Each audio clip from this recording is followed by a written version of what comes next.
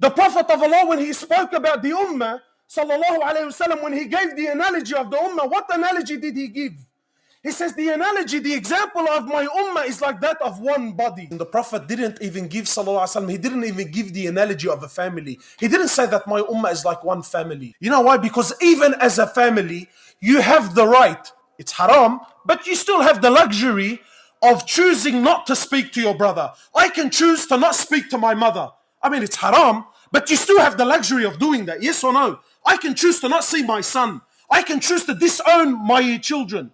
Whether or not it's accepted by Allah, this is a different conversation. But what I'm saying is, I have the luxury of not speaking to my child. I have the luxury of staying away from my brother.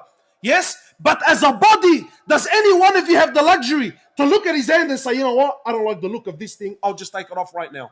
No, you don't have that luxury. Why? Because it's a part of me. I have to live with it. And that's how the Prophet of Allah spoke about the Ummah. He says when a part of it hurts, the whole body feels the pain. When a part of the body hurts, he says the whole body stays up the night in sleeplessness, in fever. Why? In fighting off the pain, in fighting off the infection. Today, do you feel like we are one body?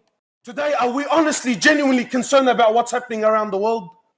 Do you honestly deem yourself to be a part of the body and to be responsible?